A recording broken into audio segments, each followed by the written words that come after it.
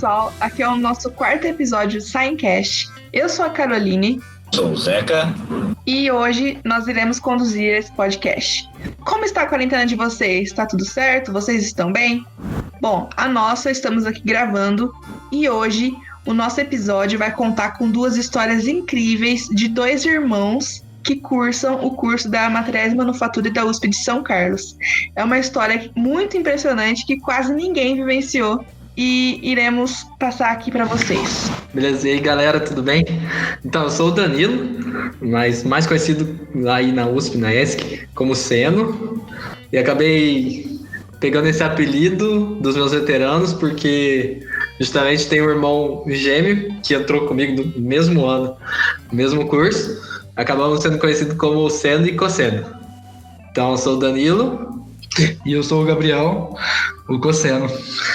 E então, somos do curso de Gerência de Materiais e Manufatura de 2015, então da turma 015. A gente entrou nesse curso depois de muito pensar em várias dúvidas que a gente tinha durante o nosso ensino médio, de qual engenharia seguir a área, né? E essa ideia veio do meu irmão, do Gabriel, depois da gente pesquisar e ver quais cursos de engenharia que existiam nas faculdades do Brasil. A gente via que não se encaixava muito nos cursos clássicos, vamos dizer assim. Então, engenharia civil, engenharia elétrica, engenharia mecânica, a gente achava muito interessante, mas não era o que a gente queria. A gente buscava uma coisa um pouco diferente. Então, ficamos sabendo do curso de engenharia de materiais, e justamente na USP, na USP de São Carlos, que era um curso novo, foi criado em 2010, né? Relativamente novo. E para nós foi a nossa primeira opção, sim. Então, desde a FUVEST, quando a gente prestou a FUVEST, colocamos o curso de engenharia de materiais como primeira opção e acabamos sendo aceitos juntos na mesma turma de 2015. Também todas as tentativas nossas do Enem, que era no período antes, o resultado saía antes do resultado da FUVEST, nós prestamos para engenharia de materiais e acabamos sendo aceitos na Unifei. Então, desde sempre foi nossa primeira opção. Só o meu irmão que teve a oportunidade também de passar na Unicamp com a engenharia química, mas ele gostava sempre de química, então materiais tem bastante química, pelo menos na área de polímeros, e ele não ficou triste em não ir para a Unicamp. E eu também, para nós cursar, para nossa família, os dois cursar o mesmo curso na mesma cidade seria melhor, e os dois ficarem mais próximos, e para isso foi essa a nossa escolha. Bom, entraram juntos então. Antes da gente entrar e falar sobre o intercâmbio mesmo, cara, como que vocês sentiram a graduação, o tempo que vocês ficaram aqui? Vocês fizeram algumas extras? Como que vocês levavam as coisas mais ou menos? E vocês fizeram na cidade e tal? Então, no primeiro ano... Peraí. Antes de vocês falarem alguma coisa, a gente vai pedir, por favor, se vocês podem falar o nome de vocês, de quem tá falando, pra gente não ficar confuso. Pode ser. Então, agora é o Gabriel falando, Cosseno. Então, os primeiros anos, pelo menos os 3 primeiros períodos, 2 primeiros períodos, eram matérias que a gente, sofria bastante, física, cálculo, GA, e era bem, assim, aquele clássico de engenharia, né? Tomar algumas notas ruins, que a gente não estava muito acostumado, sofrer um pouco com a entrega de trabalho, entrega de relatório, tudo. E foi o clássico dos nossos primeiros períodos. Depois, mais para frente do ano, do curso, a gente vai pegando mais gosto para a área de engenharia mesmo. Pelo menos eu gostei muito das áreas, todos os projetos que tinha, pelo menos o projeto mecânico com a Zilda, foi legal. Os processamentos das matérias, né, processamento de cerâmicos, processamento com formação de polímeros e tal, eu gostei bem, e por isso que eu gostei do curso da USP, em comparação com os outros, que te dá um apanhado geral de todas as áreas, e aí cada um fica livre de aprofundar mais no que gosta. Isso é minha opinião com o passar do curso. Então, agora o Seno falando aqui, minha opinião é mais ou menos a mesma. E desde o começo, eu sei que quando a gente entrou como calouro, né, como bicho em 2015, veio uma uma avalanche de informações e cada semana tinha uma apresentação de uma extracurricular e vários projetos que vinham ao mesmo tempo, e a nossa vontade era de abraçar tudo, de entrar em todas as extracurriculares, mas também eu tinha muito medo, porque a gente sente, depois de sair do ensino médio e entrar na faculdade, o nível de cobrança é diferente. Então, logo nesse primeiro semestre, eu pelo menos particularmente, fiquei com um pouco de medo de entrar em milhares de extracurriculares e acabar não dando tanta atenção para o curso. Mas o caminho que eu consegui seguir fazendo esse paralelo dessas duas áreas, vamos dizer, o curso e as extracurriculares, foi de entrar numa extracurricular que não era tão grande e que estava precisando de muita ajuda no começo, que no caso era o Zenit, que existe até hoje aí na ESC, e a gente entrou logo, eles já tinham sido fundados há muito tempo, mas estavam com carência de membros. Então eles tinham um projeto muito legal, que era o lançamento do primeiro balão, e a gente falou assim, vamos entrar e vamos ajudar. A gente era poucos, mas a gente deu o nosso melhor e acabamos que hoje o Zenit aí é uma extracurricular muito grande, com vários membros em São Carlos, e eu acabei conseguindo levar a graduação junto com o extracurricular desde o primeiro semestre, que pode ser uma das perguntas que alguns calouros ou os que estão nos primeiros anos possam perguntar: como fazer o uso de extracurriculares, ao mesmo tempo conseguir também dar muita atenção às disciplinas.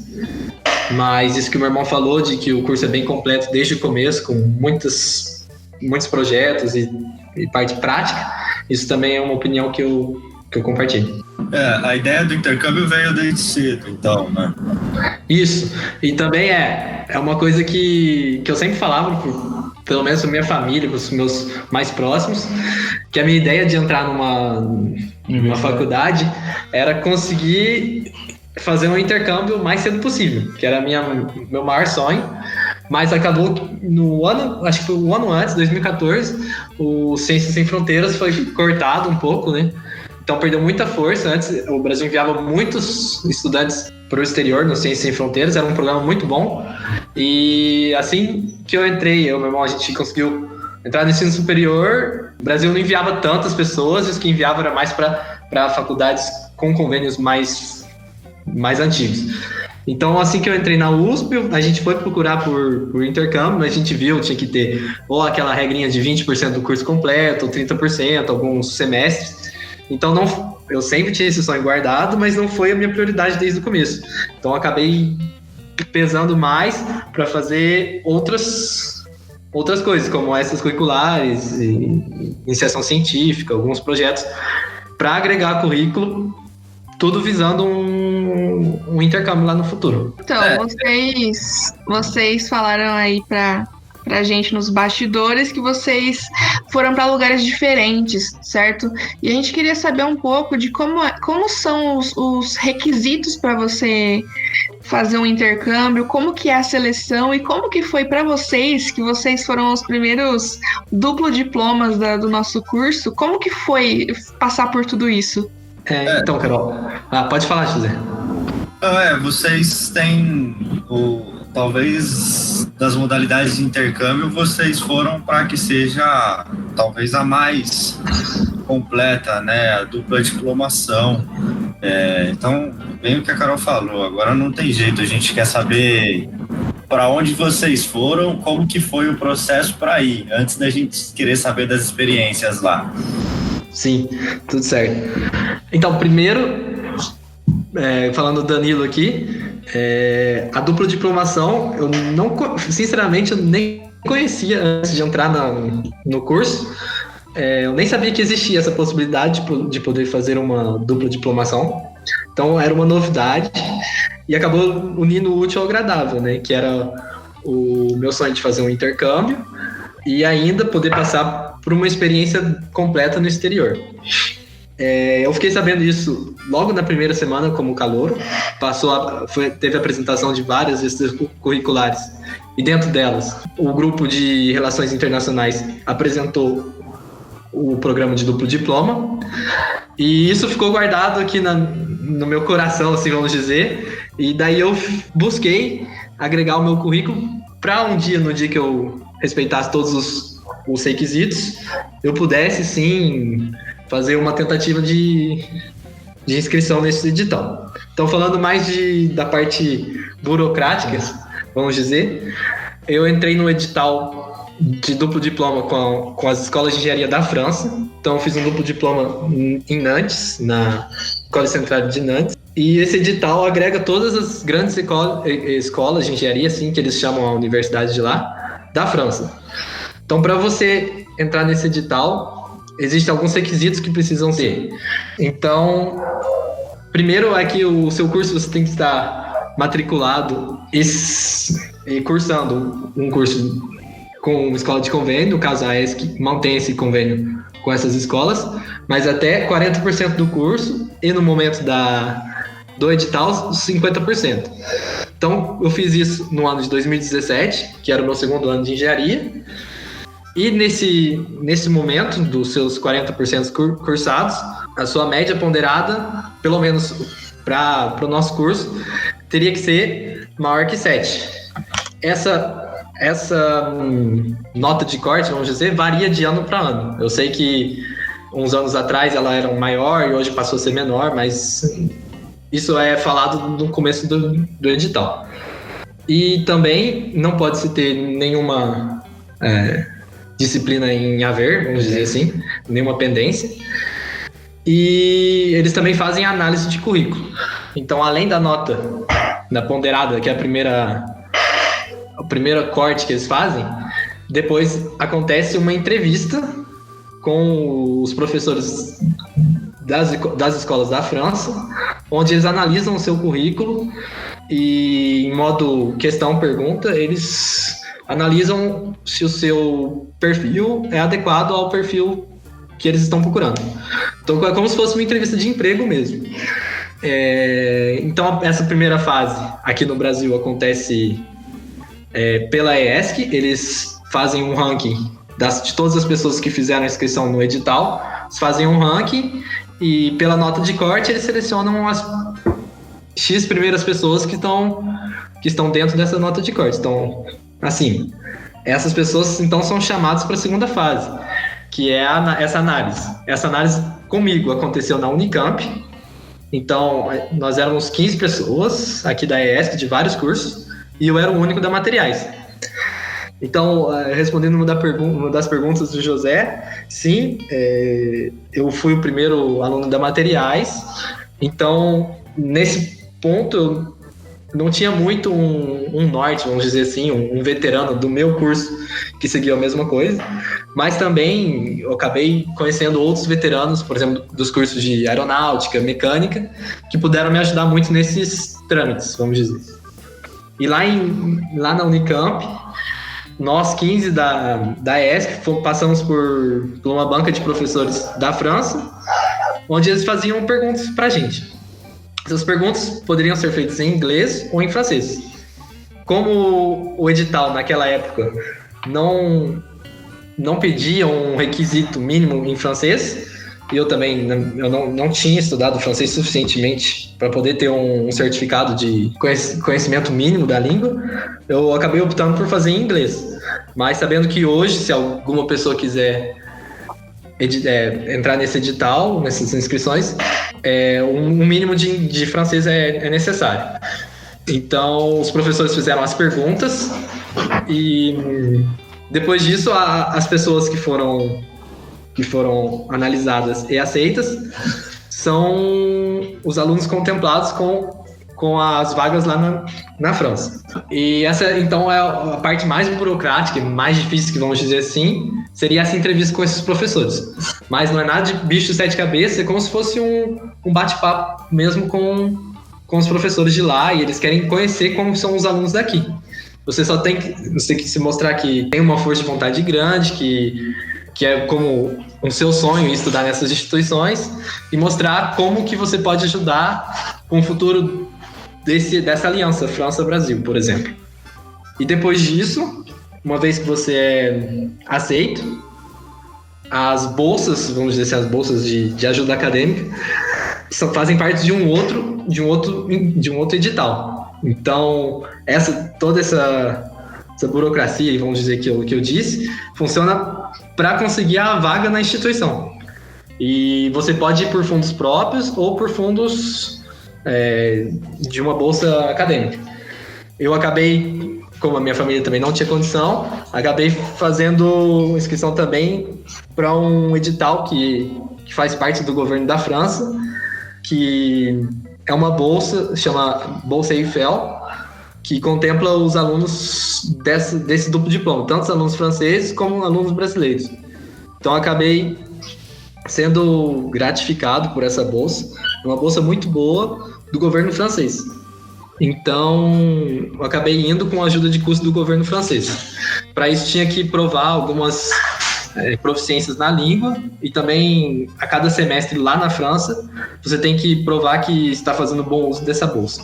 Sabendo que também os alunos do Brasil podem pleitear também uma bolsa que se chama Brafitec, que também é um edital à parte, que contempla muitos, essa bolsa é muito boa também, contempla muitos alunos brasileiros que estão indo para a França. Então, resumindo, fazem parte de 2 editais diferentes. Um para a vaga na instituição, e depois, uma vez que você tem a vaga aceita, para fazer um duplo diploma ou um curso no exterior, você sim faz a inscrição para esse edital de uma bolsa acadêmica. Mais ou menos foi isso o meu caminho até conseguir entrar nesse curso lá na França. Então, agora o Gabriel falando um pouco sobre como foi meu caminho até conseguir o intercâmbio em Portugal. Esse edital, ele já era um convênio com a ESC e o Instituto Superior Técnico de Lisboa, que é o IST, conhecido como IST. É uma faculdade de engenharia que pertence à Universidade de Lisboa, e ele tinha um convênio com a USP, ESC, que levava 2 pessoas, os 7 principais cursos ali da ESC. Só que era pouco divulgado e eu não sabia ninguém que tinha ido nesse edital ainda. E quando eu fiquei sabendo dessa vaga, tinha 2 vagas para materiais. Também era necessário ter uma nota mínima de 7, de ponderada 7, não ter nenhuma uma DP, que chama a pendência, ou ter cumprido todas as pendências, e tinha que ter um certificado de proficiência B2 em inglês, porque lá este programa de duplo diploma, a gente obtém o mestrado integrado no modelo europeu, que são 2 anos de duração. Então, todos os mestrados integrados na Europa é ministrado em inglês, porque dentro da classe, mesmo sendo em Portugal, tinha inúmeras pessoas que eram de outros países e eles não sabiam falar português, então é necessário que todas as aulas sejam dadas em inglês. Então, eram esses 3 requisitos principais, que é a nota, a proficiência em inglês. Sempre em todos os intercâmbios tem que ter uma carta de motivação, um plano de estudos, e isso você encontra fácil no site da instituição para ver as disciplinas que você queira cursar lá, e tá tudo bem descrito, e isso é comum entre os processos de intercâmbio. Aí, como eu não tinha ninguém que pudesse me ajudar, foi eu e uma amiga minha da minha classe que tentamos procurar o máximo possível a ajuda do Bruno da Comissão Internacional da ESC, que ajudou muito, e conseguimos suprir todos os problemas que são comuns para submeter os documentos no edital.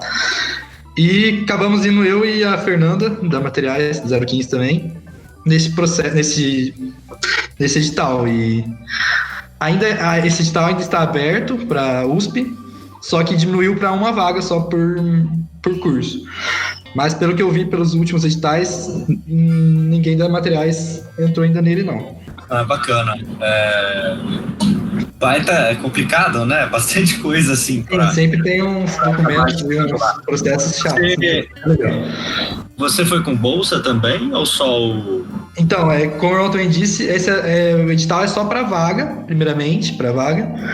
E depois abrem alguns editais, aquele da Santander, que fomenta essa parceria, se quer sempre Europa e Portugal. As bolsas são para Europa, para Espanha e Portugal. Só que era muita gente concorrendo e a gente não conseguiu fomento para esse intercâmbio, não. Mas dava para pleitear todos os 6 meses. A cada 6 meses a Santander lança um edital para 40 bolsas de Portugal e Espanha. Então, se quem for pleitear essa vaga também tem que entrar num edital paralelo, que é da Santander. Não precisa de tanta coisa de documento, mas é para quem tem vaga em Portugal ou na Espanha. Você falou que o seu foi mestrado integrado, certo? Isso. Então, o do Danilo foi aí graduação. Isso. Acho que eu queria saber agora, assim, de cada um, o que vocês fizeram academicamente lá, os programas que vocês cumpriram, as disciplinas, e assim, vocês puderem ir falando um pouco das diferenças, de como vocês foram se orientando para cumprir os requisitos na hora que voltasse, né, nesse caminho. Também porque vocês dois viveram realidades diferentes, né? Um foi em Nantes, o outro foi em Lisboa. Então, como que vocês descobriram essas diferenças aí? Sim, beleza. Então, o Seno aqui, o Danilo falando sobre minha experiência na França. Então, foi em julho de 2017. No começo, o edital, ele é válido por 2 anos. Então, são 4 semestres cursando uma disciplina no exterior. Então, no meu Júpiter, digamos assim, não foi um trancamento, mas no meu Júpiter constava como cursando disciplinas no exterior. Então, durante esses 2 anos, eu não precisava, vamos, entre aspas, prestar conta à USP de quais disciplinas eu estava cursando. Então, como o José falou, como que eu me orientei para poder, no momento em que voltasse e retornasse ao Brasil, conseguir essas equivalências com as disciplinas do meu curso e poder me formar no melhor tempo possível.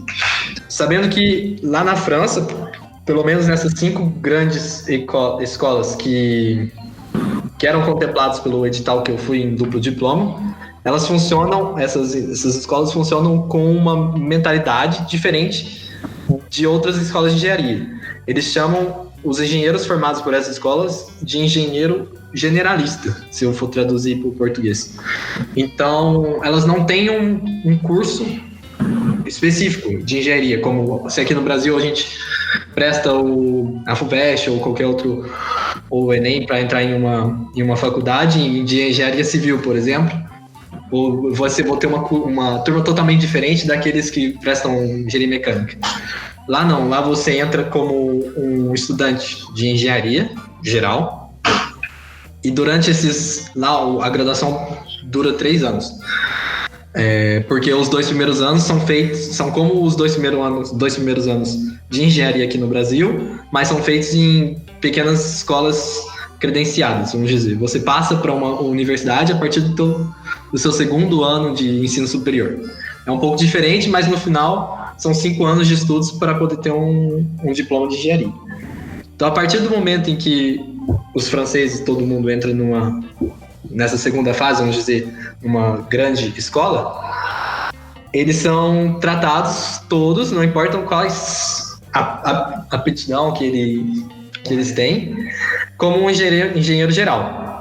E disso não dá para escapar. Então eu cheguei lá, eu tinha matérias de todas as áreas de engenharia. Desde da automação, por exemplo, eu tive que fazer matérias da elétrica, da eletrônica, a aerodinâmica, computação, programação, como um pouco aqui o ciclo básico do Brasil, mas bem práticas.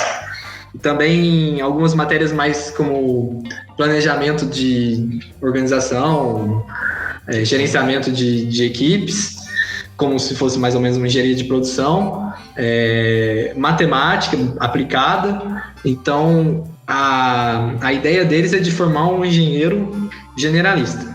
Então, é por isso que os as escolas tratam todos os ramos, vamos dizer, as variações que a engenharia pode entrar. Então, nisso eu não pude escapar, porque eram as disciplinas obrigatórias. Então, muitas disciplinas que eu fiz lá no exterior não entravam no corpo da engenharia de materiais aqui da ESC. Então, algumas matérias foram mais pela oportunidade de poder ver isso que aqui no Brasil não teria a oportunidade de ver. E depois, como na minha escola, em Nantes, era uma escola que no começo do governo lá, eles começaram a tentar fazer um engenheiro mais visando o mercado exterior. Por exemplo, aqui no Brasil a gente entra por uma engenharia aeronáutica, uma engenharia mecânica, engenharia elétrica. Eles começaram a trocar isso, então eu peguei essa transição. Então, ao mesmo tempo que o meu primeiro ano eu cursei disciplinas gerais, generalistas, no meu segundo ano eu tive a oportunidade de escolher um ramo de especialização. E nesse segundo ano eu acabei escolhendo a especialização em aeronáutica, porque era uma especialização uma área da atuação que eu sempre gostei desde criança também, e que aqui no Brasil talvez não teria essa oportunidade. Então, acabei no segundo ano lá do meu intercâmbio, eu entrei na especialização de aeronáutica. Então, passei 6 meses cursando disciplinas ligadas à aeronáutica, como simulação de fluidos, aerodinâmica, construção de aeronaves, resistência dos materiais aplicada a aeronaves. E acabei optando por isso e não a opção de materiais, porque era uma oportunidade única, vamos dizer. Uma vez que eu estava fazendo um duplo diploma, um intercâmbio, eu pensei em me aventurar em outras áreas, uma vez que eu tenho essa oportunidade, porque voltando para o Brasil eu sabia que eu ia cursar as disciplinas de materiais, então acabei escolhendo essa segunda opção. E foi isso que diferia um pouco do curso que o Gabriel fez. Como o meu curso era uma graduação no exterior, então eu era tratado pela universidade como um aluno de engenharia em intercâmbio. Então, nada mudava. Eu era um aluno normal, o que mudava era só que eu não falava a língua local, né? Então, era só isso que mudava. Bom, agora falando um pouco de Portugal, o sistema lá funciona em ciclos. O primeiro ciclo são 3 anos de engenharia e é o equivalente a nosso bacharelado aqui na USP, que dura 5 anos, lá para eles dura 3. Então, como eu já estava no 8º período quando eu fui para lá, eles meio que reconheceram que eu já tinha 3 anos de engenharia e já entrei direto no segundo ciclo, que é mais 2 anos. E esse segundo ciclo confere a esses estudantes o título de mestrado. E esses 5 anos de engenharia lá, então eu entrei no curso de mestrado integrado em engenharia de materiais. Novamente falando, direto no segundo ciclo. Então, quando eu terminar esse programa, eu ganho o título de mestrado integrado em engenharia de materiais. Porém, eu só consigo ele quando eu terminar o meu vínculo com a USP. Porque, novamente, quando eu saí, fiquei lá no Júpiter, no histórico escolar, fica lá, cursando disciplina no exterior. E durante 4 períodos, 2 anos. Aí lá, os dois anos que eu fiz eram 1 ano e meio de matéria normal, de engenharia de materiais, já não era nada mais vinculado ao ciclo básico que nós temos, que é cálculo, isso. Era tudo focado a materiais mesmo. Tinha algumas coisas super diferentes do nosso curso de materiais aqui. Por exemplo, nanotecnologia. Tinha 2 disciplinas muito, muito ligadas à nanotecnologia. Tanto que tivemos a oportunidade de fabricar um chip de detecção de calor numa sala limpa, que é aquelas salas que tem controle de partícula, de de umidade, temperatura, e era um trabalho bem exaustivo, mas era uma coisa que eu nunca ia ter contato, pelo menos na USP, não tem esse laboratório na ESC que possa vinculado à engenharia de materiais. E eu tive a oportunidade de, pelo menos, ter o contato prático e teórico. Outras matérias também que a gente não tem aqui, e lá eu tive a oportunidade, que é empreendedorismo. Tinha uma disciplina de empreendedorismo também, que foi são algumas diferenças que eu notei do nosso curso para o curso deles, que me deixou bem satisfeito. Algumas outras matérias que é o que eu ia ter aqui mesmo, no decorrer do curso, como modelagem, que é o que tem no 8º, 9º período, acho, e alguns outros projetos que quando eu voltei, eu acabei obtendo equivalência. Isso é importante dizer também que quando a gente faz esse planejamento para ir para o duplo diploma ou qualquer outro intercâmbio, a gente fica de olho em qual matéria e se a ementa e o curso que eles oferecem, há a possibilidade de, quando voltarmos, conseguir a equivalência, que isso diminui muito para a gente na hora de voltar. E com isso eu consegui matar algumas matérias. Tá no processo ainda de equivalência. O meu irmão também, porque ele pode falar um pouco depois, ele fez todo o processo de equivalência, também conseguiu fazer equivalência em algumas matérias. E isso é bom porque a gente já adianta uma boa parte do curso que a gente ia fazer aqui mesmo no Brasil.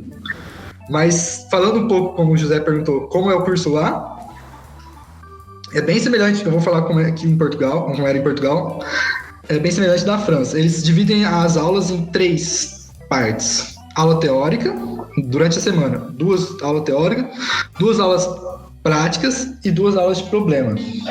Isso é bem interessante, que quebra um pouco da rotina aqui da USP, porque às vezes é só explicativo, positivo, e no final tem uma prova.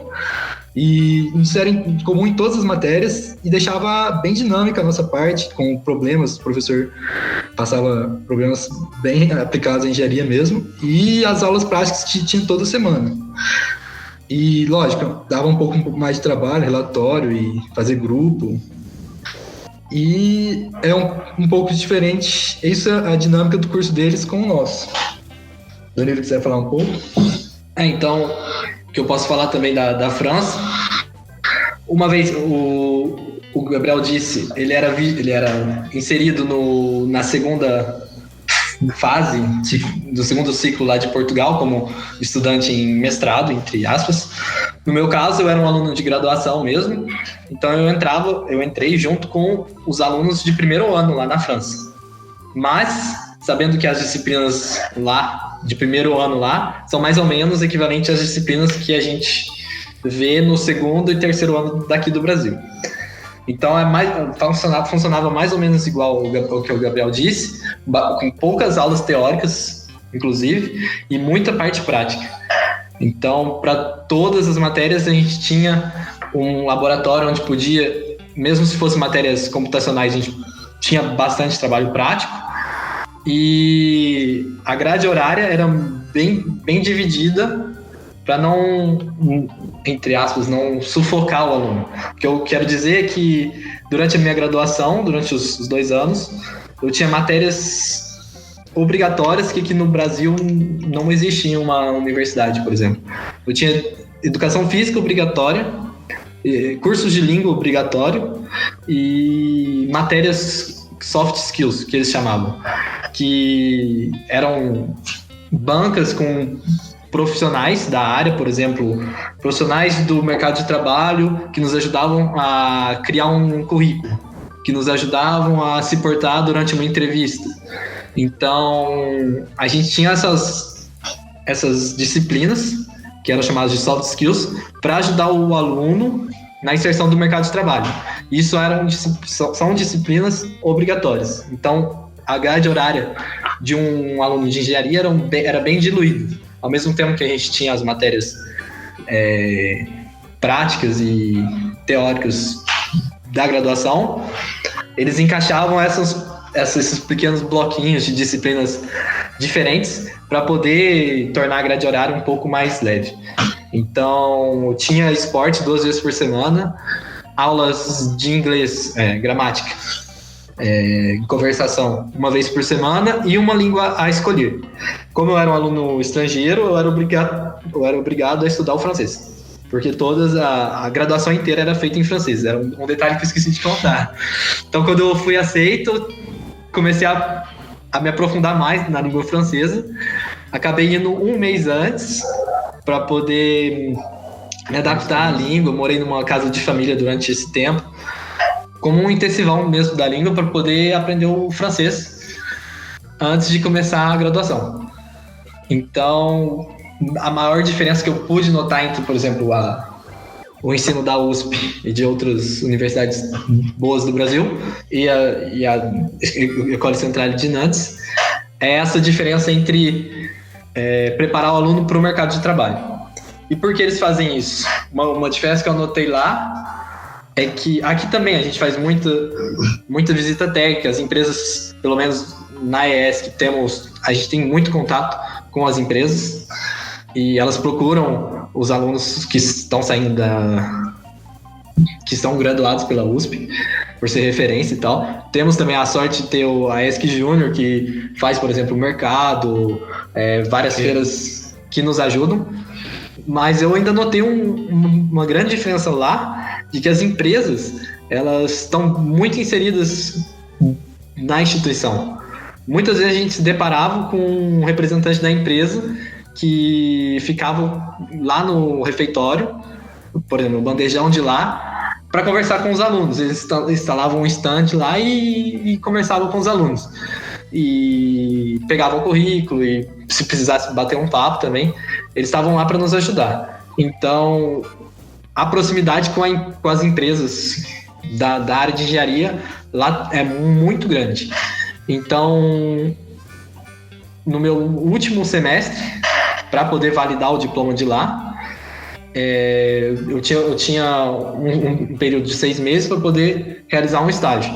Então foi a partir do meu segundo ano que eu comecei a me aprofundar mais nessas áreas de soft skills, para poder criar um bom currículo, me atualizar com as novas áreas do mercado, para poder encontrar um bom estágio.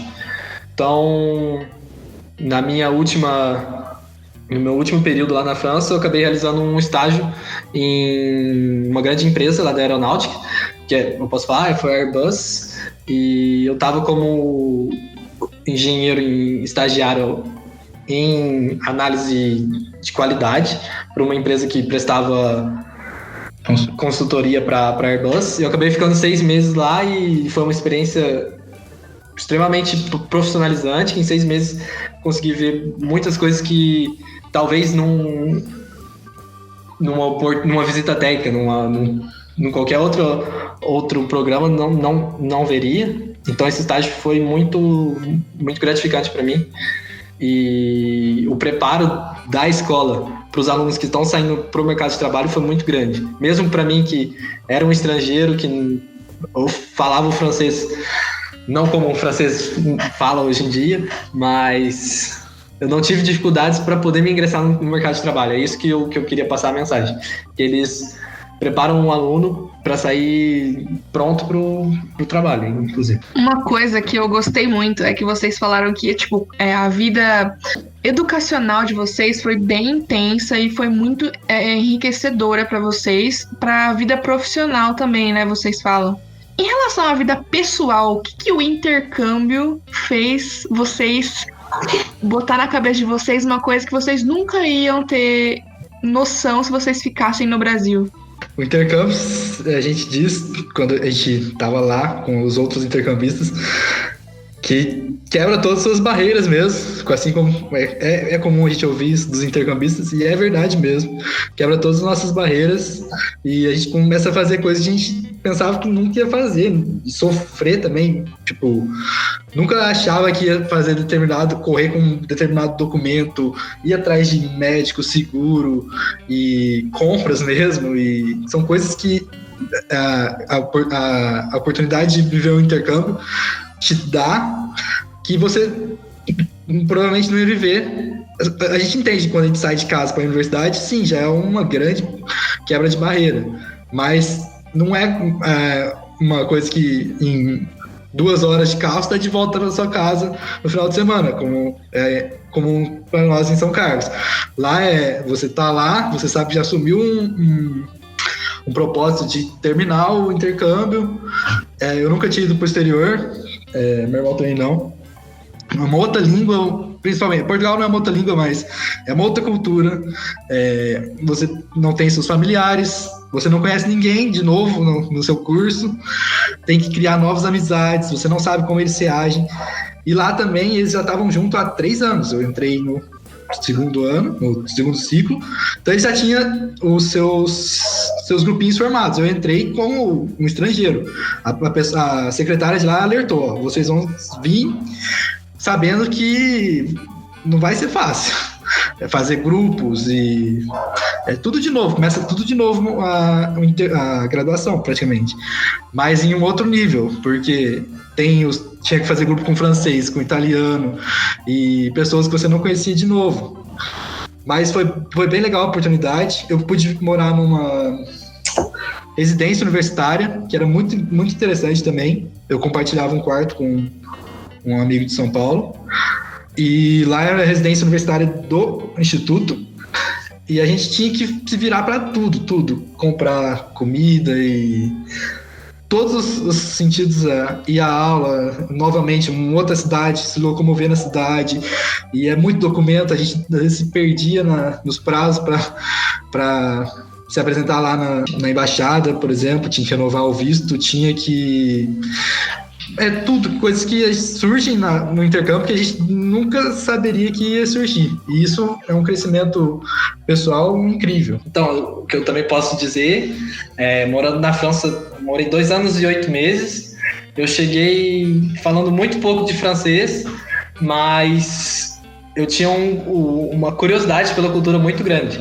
Então foi isso que eu acabei adorando a cultura francesa, os franceses em si.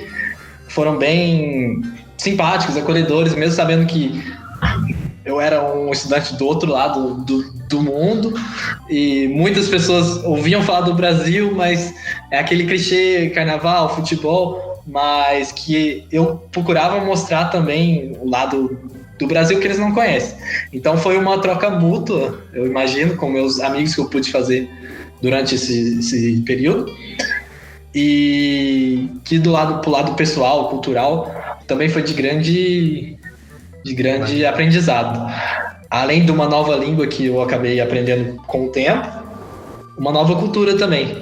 E também tem a sorte de, quando a gente estuda na Europa, por exemplo, que a mobilidade é muito grande e é muito fácil de se locomover para outros países, acabei também conhecendo outras culturas que no final de contas a gente não imaginava que seria tão diverso assim. Então, morando mesmo na França, durante os finais de semana ou algumas férias, a gente ia viajar e com isso também a gente conheceu muitas culturas, e isso ajuda também no lado pessoal a respeitar e a aprender com as diferenças.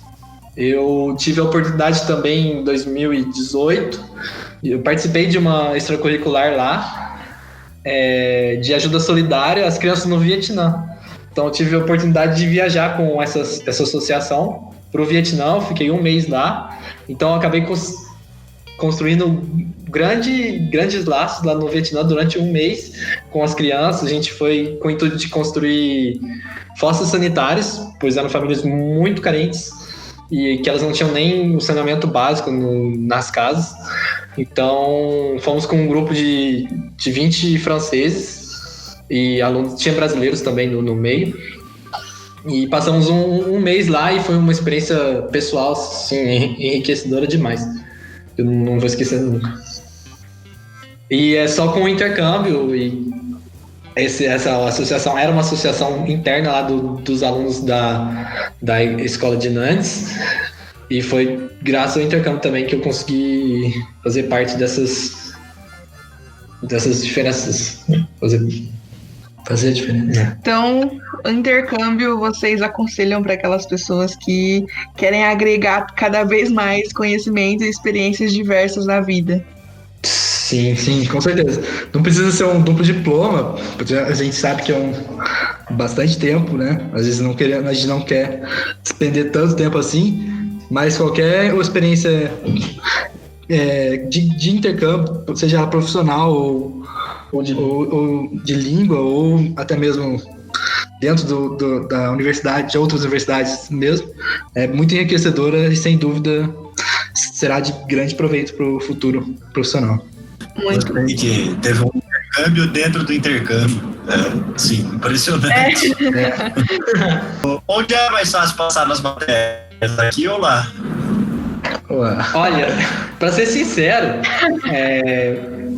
eu achei a primeira diferença, pelo menos para mim, era fazer a prova em francês, por exemplo. Eu tinha muitas matérias que eu já tinha visto no Brasil, mas o ponto de vista francês é diferente. Se a gente for falar em termos práticos mesmo, os brasileiros a gente tem muito mais a malícia, a gente é mais esperto, vamos dizer assim. Então, uma vez que, por exemplo, o professor lança um problema, a gente vai direto ao ponto, a gente já sabe algumas fórmulas de cabeça ali, já aprendeu fórmulas no cursinho no ensino médio. O que os franceses, eles pensam, eles veem de uma maneira diferente, eles procuram deduzir a fórmula de maneira bem teórica, uma matemática bem rígida, porque faz parte da cultura deles, desde o começo, ter uma base muito forte de matemática. Então a gente chegou lá, mesmo saindo de cálculo 4, chegando lá a gente viu que os franceses em 2 anos tinham visto muito mais que a gente em 4 cálculos não tinha visto o que eles tinham visto em pouco tempo. Então a parte matemática, a parte teórica é bem rígida para eles. E no começo isso foi um choque, assim, chegando lá, uma língua diferente e uma maneira diferente de entender os problemas. Então eu achei que eu ia penar mesmo, me dar muita dificuldade, mas a escola é muito preparada, então eles sabem que os estrangeiros chegam com uma diferença grande de base teórica, vamos dizer. Então a gente tinha plantão toda semana com o professor nas matérias mais difíceis e a gente tinha uma colherzinha de chá também, que pelo menos na minha escola, todos os estudantes estrangeiros durante o primeiro semestre a gente tinha meia hora a mais para fazer a prova. Isso é um detalhe que podia mudar uma questão que você não conseguia fazer, que todos os estrangeiros saíam, todos os franceses saíam da sala e a gente ficava lá por meia hora tentando resolver para ganhar um ponto para poder passar na média.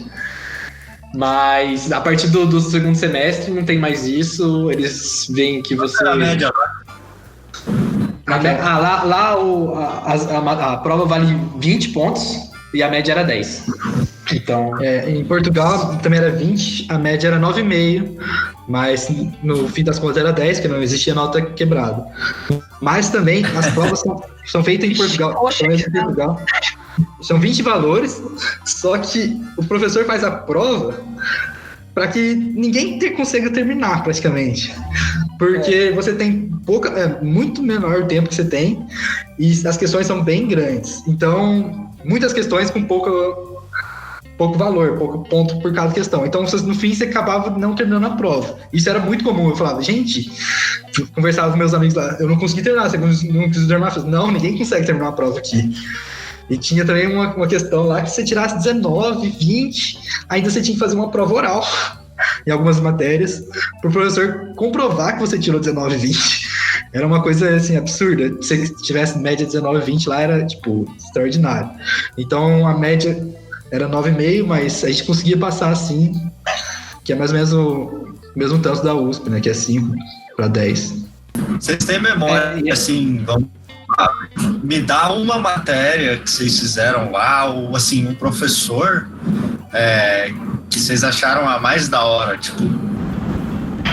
Se eu posso falar da minha experiência do segundo ano, onde eu estava na turma de engenharia aeronáutica e tinha um professor que tinha muita experiência, ele trabalhou, não sei, mais de 10 anos na Airbus, lá de Nantes. Ele trabalhou com materiais compósitos e a matéria dele era materiais aplicados à aeronáutica.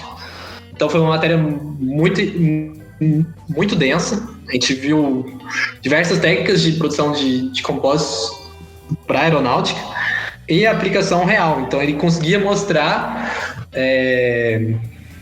o que ele aprendeu durante 10 anos e o que está voando hoje em dia nos aviões. Então, para mim foi uma das últimas matérias que eu fiz e eu levei muito a sério. Foi o que eu queria fazer mesmo, era o que eu quero para a especialização no meu futuro. Então acabou ligando as duas áreas, grandes áreas que eu sempre gostei, que eu estudei, que era materiais e aeronáutica. Então essa disciplina de materiais aplicados à aeronáutica foi muito legal. Então, posso também dizer uma matéria que foi muito legal lá no IST, que chama Desenvolvimento de Produto e Empreendedorismo. É uma matéria que eram vários cursinhos durante o semestre de como desenvolver um produto, e é praticamente igual a matéria que a gente tem no nosso curso, que é com a Zilda, que chama Projetos. Então, a gente tinha que identificar uma necessidade no mercado, várias necessidades no mercado, aliás, e achar qual é a melhor necessidade que daria um produto, para desenvolver um produto. E no fim, a gente conseguiu, no final do curso, era necessário fazer um protótipo, produzir um protótipo, e a gente conseguiu fazer um protótipo bem funcional, bem legal, de um produto para auxiliar o aprendizado e o ensino do Braille para crianças cegas, né?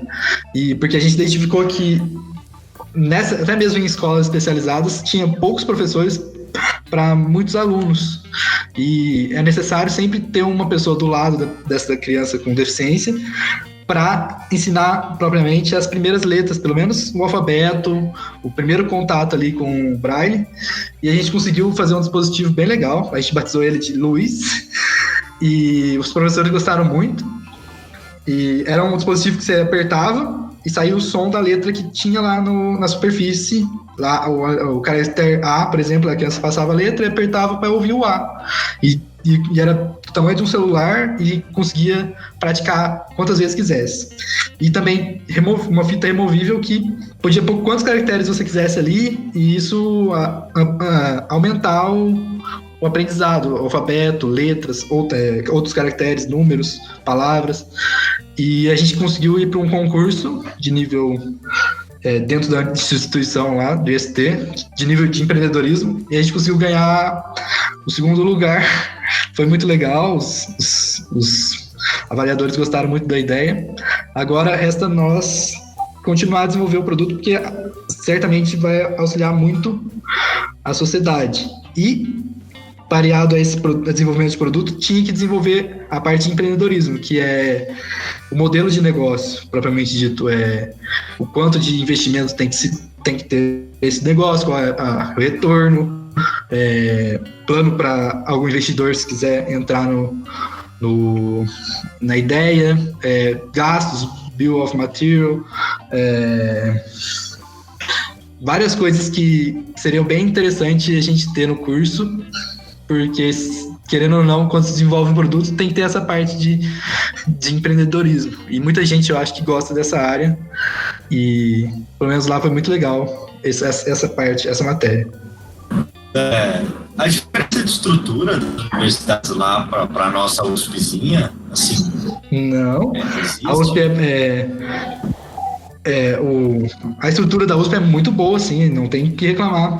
As salas são boas, tal como as de lá. Até posso dizer que é até melhor da USP. Pelo menos o instituto que eu estava lá era bem antigo, o IST. Então as salas eram mais antigas que as da USP, pelo menos da ESC. Não tinha ar-condicionado, que a gente pode dizer, que é uma diferença. Mas em termos de laboratório, era praticamente igual. De materiais não era tão tecnológico como os nossos materiais, mas a gente tinha acesso a outra de física lá, que tinha o MEV, o MET, por exemplo, microscópios à disposição, a gente fazer as características, caracterização, mas as características, tarefas que a gente tem de materiais, tipo polir, embutir, tinha tudo como tem na USP. No meu caso também, na França, não vi grandes diferenças. mesmo da parte acadêmica, estruturas acadêmicas, salas de aula, laboratórios, também é tal qual quanto a USP, pelo menos comparando ao que a gente tem no curso de materiais do Campus 2, no Campus Novo, com infraestrutura nova. E também na parte extracurricular, vamos dizer assim, parte de lazer, como tal qual o Cefer da USP. Lá também a gente tinha uma área com academia, piscina e campo de futebol, também como a gente tem acesso em São Carlos. Nesse ponto se assemelham bastante à infraestrutura. Sim, até mesmo o restaurante social tinha também, a um preço mais barato que os restaurantes normais. Não era um bandejão, mas era um restaurante social também. Agora, quesito, pode falar um pouco da parte extra-acadêmica. Tinha também as festas que a gente tem na USP, mas nada comparado. Nada comparado às festas grandes que a gente tem. Sempre eram dentro da universidade, até mesmo na parte de lazer lá do espaço acadêmico, que era tipo um centro acadêmico, você tinha que aderir para participar do churrasco, tinha churrasco lá na área de lazer, mas era sempre reduzido, não era a tantos números de estudantes. Lá também quando você entra, tem a famosa praxe, que é em Portugal. Sempre tem vários calores andando, pintado e com latinha amarrada, latinha de refrigerante ou cerveja vazia. Então é uma festa à parte também quando você entra, assim como no Brasil. Então, já que a gente entrou nessa parte de festas, no meu caso, lá também se assemelhava, não chega a ser um Tosca da vida, mas tinha o Inter Centralis, que é um campeonato que agregava as 5 maiores escolas de engenharia, e cada ano era numa cidade. Então, se assemelha um pouco aos jogos universitários que a gente tem, mas prefiro a do Brasil. A gente já está assim, conversando há bastante tempo, e a gente já encerrando. O que vocês preferem dar sequência agora? De volta aqui no Brasil, assim, vão para o mercado de trabalho, vão para a vida acadêmica? O que vocês têm em mente aí? Quais são os planos? Então, como resta só o 8º período que eu não fiz, eu estou fazendo agora o 9º, na verdade eu faço o 9º e depois o 8º. São poucas matérias que me restam, então eu optei por ficar em São Carlos, cursar as 2 matérias que estão restando e pegar um projeto de TCC bem feito já estou fazendo lá há algum tempo, agora deu uma parada, mas no NUMA, sobre manufatura aditiva de metais, um processo novo, uma máquina nova lá no NUMA, com o professor Reginaldo. E aí eu já finalizo o meu TCC, que é necessário eu finalizar aqui, e equivale à tese do mestrado lá em Portugal, que eu também tenho até o final de 2020 para terminar. E o estágio, inclusive eu fiz um estágio em Portugal durante as férias, que lá as férias de verão 3 meses, igual as nossas férias no final do ano, só que lá é em setembro, julho, agosto, setembro. Eu consegui um estágio na Embraer lá, não era em Lisboa, era bem perto, era em Évora. Lá tem a planta de compósitos e de estruturas metálicas. Então eu consegui um estágio lá de 3 meses. Como era um estágio de 8 horas por dia, se eu fizer as contas de carga horária, eu consigo equivaler o estágio necessário, curricular da USP. Mas eu acho que eu não vou optar por isso e vou, no começo do ano que vem, 2021, tentar entrar em um processo seletivo de trainee de 1 ano, praticamente, provavelmente, para obter mais contato com a indústria antes de ficar formado e procurar um emprego. Muitas pessoas me falam que eu posso seguir a área acadêmica, depois eu vou obter o grau de mestre, né?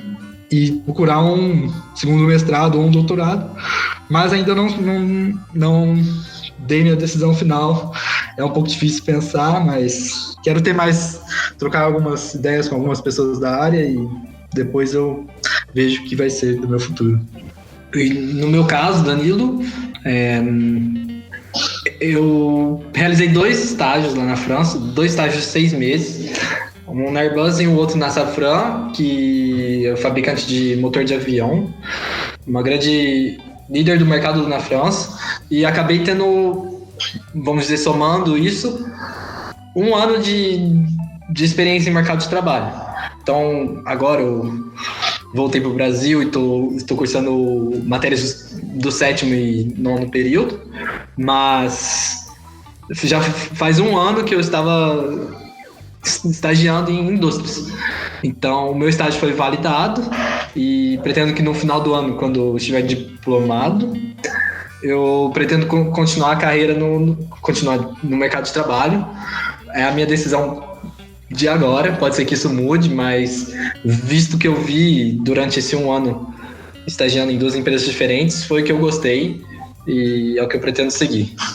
No começo, em uma empresa aqui no Brasil, primeiro para ter uma experiência profissional brasileira. Não. Pessoal, um jogo rápido aí, cara. Uma dica, assim, que vocês podem dar para quem está chegando agora no curso ou que já está mais chegando perto da hora de fazer intercâmbio a respeito da experiência e, assim, de como se situar nessa realidade. Ok. Então, o que eu posso dizer, pelo menos no meu processo seletivo para o duplo diploma na França, o que conta até mesmo mais do que ponderada, porque o que todo mundo fala, tem que ter uma ponderada alta, não, é o currículo, sim, é o que você construiu durante esses seus anos, tanto no ensino superior, na USP no caso, ou no ensino médio, cursinho. No meu caso, quando eu fui selecionado, se a gente fizesse um ranking por ponderada, eu era o 13º de 15 vagas. Então tava lá pro final. E existiam duas bolsas Eiffel, que era do governo francês, e elas foram contempladas pro primeiro colocado, que era o que tinha a maior ponderada, e para mim, eu era o 13º. Então é uma prova de que a ponderada mesmo não conta bastante para um primeiro corte, vamos dizer, mas depois o que se diferencia mesmo é um pouco do currículo. Então eu tinha feito uma IC de 9 meses pela FAPESP com o Falcão, no laboratório de solidificação do Falcão, e também juntando as experiências do ensino médio, que eles contam medalhas em Olimpíadas, mesmo se fosse a Olimpíada interna da escola, Olimpíadas de astronomia, geografia, matemática, eles contam bastante com esses certificados. Tudo que você faz extracurricular, repetindo, não só na parte do ensino superior, mas também no ensino médio. Se você fazia parte de um grupo escoteiro, de um grupo de igreja, ou qualquer grupo que fosse, é importante também colocar nesse seu currículo, vamos dizer, porque isso conta bastante como experiência não só acadêmica. E então o que eu poderia dar como dica é se você já tem isso, muito bom, colocar em evidência, e se não tem, procurar diferenciar o seu currículo, entrando em uma extracurricular, praticando uma nova língua, praticando um novo esporte, levando um hobby mais a sério, todas essas pequenas partes do seu dia a dia que podem contar como diferencial.